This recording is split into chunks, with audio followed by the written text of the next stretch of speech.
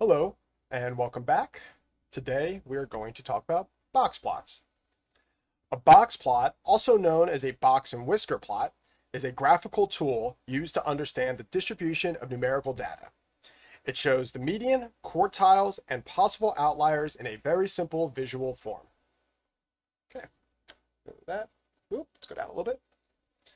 A box plot summarizes an entire data set by using 5 numerical values: the minimum, the first quartile, the median, the third quartile, and the maximum. And this will be referred to as the 5-number summary, which I'll dedicate its own video to, but I'm going to cover it here as well. All right, here's an example. Here we have our data set. Okay, this time I put the data set in random order so that we can be mindful with our first step of organizing it in ascending order. Okay, whenever we have data like this, always wants to be least to greatest. Step 2, find the median, which, reminder, the median is the middlemost number.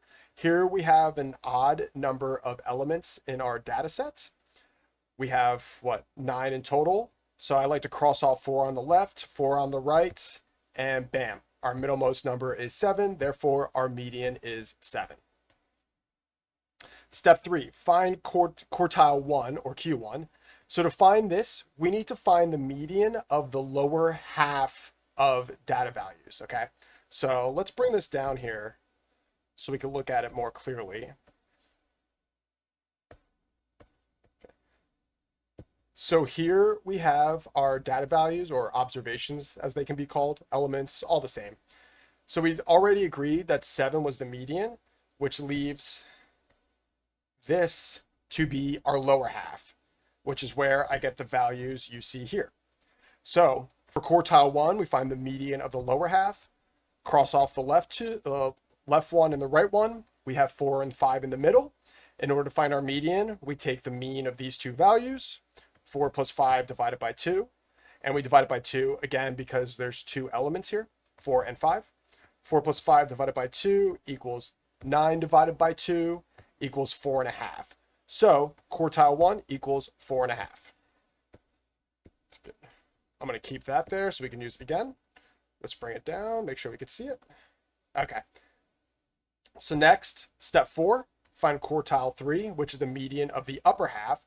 So again, 7's our median, which means 8 through 14 is our upper half, which we have listed over here. Find the median of these values. 10 and 12 are our middlemost values, so we take the mean of them. 10 plus 12 divided by 2 equals 22 divided by 2 equals 11. Let's get rid of all this. Oh, that didn't erase very well. Let's try again. There we go. That's better. Okay. So now we have quartile 1 and 3 and our median. Lastly, we find the minimum and maximum values. Here's our data set. The minimum, simply the smallest value. Likewise, maximum, the largest value. All right. So we just found our 5-number summary. Minimum 2, quartile 1, 4.5, median 7, quartile 3, 11, and our maximum is 14. Cool. So now we're going to make the box plot. And you can see here why we call it the, what is it, the something whisker plot? There, the box and whisker plot. There it is. All right. First step, draw a line. Now, when you draw this, your teacher's not going to be a stickler about making it to scale, but I tried my best to make it to scale, and you're going to see what that looks like as I continue. But step 1, draw a line.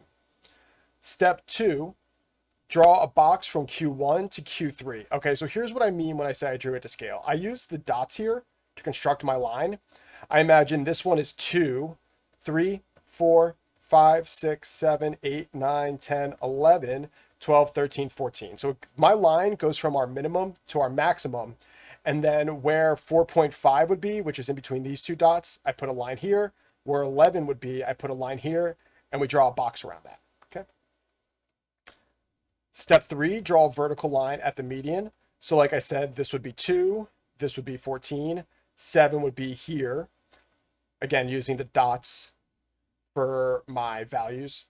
And we draw a line just going straight up and down there. And our last step, we draw the whiskers at the maximum and minimum. So again, I said this was equal to 2. We put a line up and down here. I said this was equal to 14. We put a line here.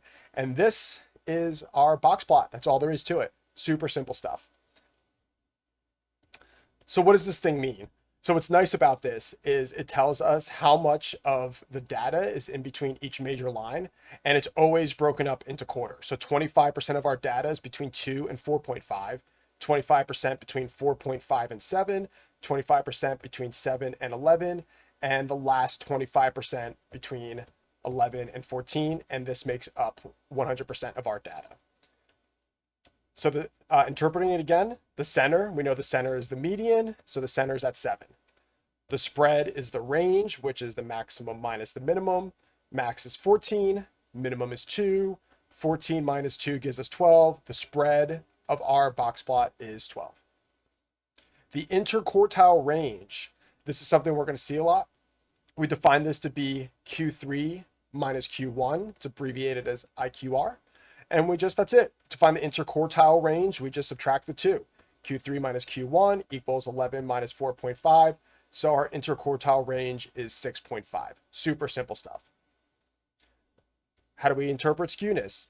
A long whisker to one side indicates skewness. So this one, we find the sides of the whiskers by subtracting Q1 and the minimum, or the maximum and Q3. Here the difference is 2.5. Here the difference is 3. This thing, you could say this thing is mostly symmetric. However, it does very slightly skew to the right because 3 is greater than 2.5. If this was the larger value, it would skew left, but here we see the right number is the larger value, so it skews to the right. Some advantages and disadvantages.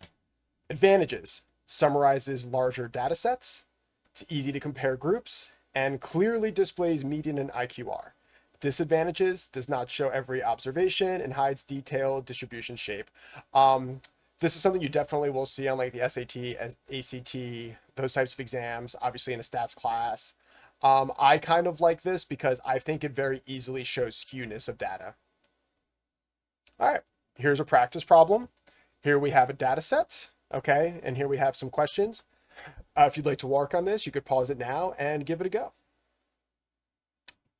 All right, let's take a look at the answers here. So first thing we have to do is rewrite our elements in ascending order. We could see the minimum here is 5, the maximum is 24. We have 1, 2, 3, 4, 5, 6, 7, 8, 9, 10, 11 elements in the data set, which means 5 and 5 get us the median. 1, 2, 3, 4, 5. 1, 2, 3, 4. Oh, sorry. 5 on the lower half and then 5 on the upper half. So the 6th number is our median. My mistake. 1, 2, 3, 4, 5, 6 at 13, and then 1, 2, 3, 4, 5, 6. Yep. Median's 13. Quartile 1 is the mean of the lower half. 1, 2, 1, 2. We have 8 here. Quartile 3 is the median of the upper half. 1, 2 here, 1, 2 here. That middle number is 20. Q3 is 20. The interquartile range is Q3 minus Q1, 20 minus 8, and we get 12. Our box and whisker plot should look as such. And again, I tried to draw this to scale. I started at 5, 6, 7, 8, 9, 10, 11, 12, 13, 14, 15, 16, 17, 18, 19, 20, 21, 22, 23, 24. And when it's to scale, you can really easily see how like the skewness would apply, or like how many elements exist within each portion. Like you can clearly see that there's larger numbers, or I should say more values in here than over here. Center is 13, and the spread 24 minus 5, 19. Cool. And that's everything I have for you on box and whisker plot, or box plot. Thank you for tuning in. As always, a link to the notes will be in the description of the video, and I will see you next time.